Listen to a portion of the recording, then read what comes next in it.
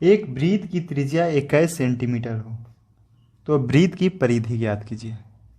दोस्तों यहाँ पे एक वृत्त है जो वृत्त की त्रिज्या दिया हुआ है 21 सेंटीमीटर और इसका हमको परिधि ज्ञात करना है।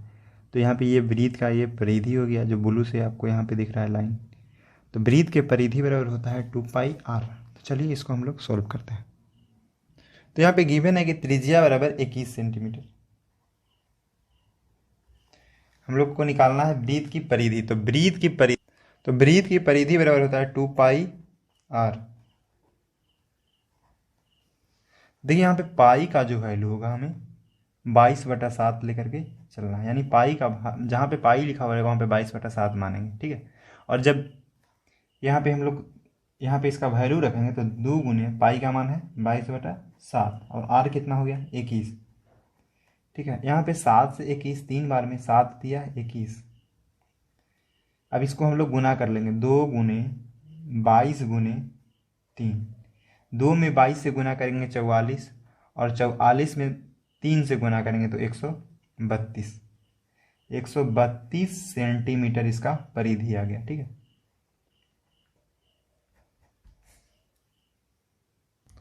यही क्वेश्चन मैं आपसे पूछ देता कि वृत्त का व्यास बराबर क्या होगा। तो देखिए वृत्त का व्यास बराबर होता है 2 गुने त्रिज्या।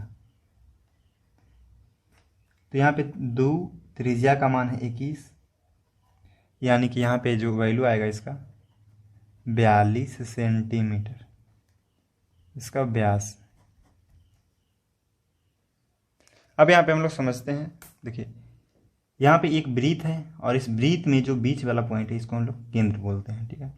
और ये जो राउंड राउंड आपको यहाँ पे दिख रहा है कर्वेड वाला, ये इसका परिधि होता है, ठीक है। और ये जो साइडेड एरिया है ये क्षेत्रफल होता है। तो वृत्त का क्षेत्रफल बराबर होता है πr² और वृत्त के परिधि बराबर होता है 2πr। यहाँ पे वृत्त के केंद्र से, यानी इस केंद्र को यहाँ तक मिला देंगे, इसके परिधि को कहीं पे भी मिला देंगे तो ये क्या कहलाता है, इसका त्रिज्या कहलाता है।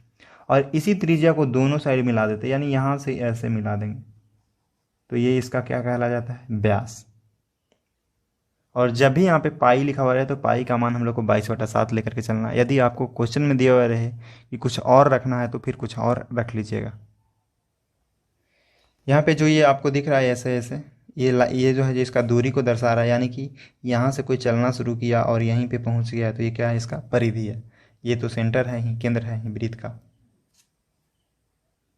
तो यहाँ पे हम लोग देखते हैं कुछ फैक्ट है वृत्त के बारे में कि वृत्त के केंद्र से जीवा पर डाला गया लंब जीवा को समद्विभाजित करता है। देखिए वृत्त में यदि हम सेंटर से इसको ले जाते थे तो व्यास बोलते हैं, लेकिन यहाँ पे कहीं पे 2 पॉइंट को मिला देंगे तो जीवा कहलाता है, ठीक है। और ये वृत्त के केंद्र से यदि जीवा पे हम कोई लंब डालते हैं, यानी यहाँ पे 90 डिग्री के साथ इसके साथ एंगल बनाएगा तो ये जीवा को 2 भाग में बांटता है, यानी कि AM और एम बी यहाँ पे 2 भाग में बट रहा है। यानी AB तो टोटल लंबाई यदि 10 होगा तो AM 5 होगा और MB भी 5 होगा, यानी 2 भाग में इसको 2 टुकड़ा कर देगा। अगला है वृत्त के केंद्र और जीवा के मध्य बिंदु को मिलाने वाली रेखा जीवा पर लंब होती है, यानी इसी का अपोजिट है कि वृत्त के मतलब मध्य बिंदु को, यहाँ पे वृत्त का ये जीवा का मध्य बिंदु है, इस मध्य बिंदु से कोई यदि हम इसके केंद्र से मिला देंगे तो ये जीवा पर हमेशा क्या हो जाता है, लंब हो जाता है, ठीक है। दोस्त लास्ट में एक क्वेश्चन दे रहा हूँ, इस क्वेश्चन को आपको बनाना है कि एक वृत्त का त्रिज्या, यानी कि एक वृत्त की जो त्रिज्या है जो 28 सेंटीमीटर है, तो वृत्त का क्षेत्रफल और परिधि ज्ञात कीजिए। यानी ये जो त्रिज्या दिया हुआ है 28 सेंटीमीटर, इसका आपको क्षेत्रफल और परिधि ज्ञात करना है और आपको उससे बना करके इसका आंसर को कमेंट कीजिएगा। तो वीडियो अच्छा लगा है तो वीडियो को लाइक कीजिए, चैनल को सब्सक्राइब कीजिए। Thanks for watching.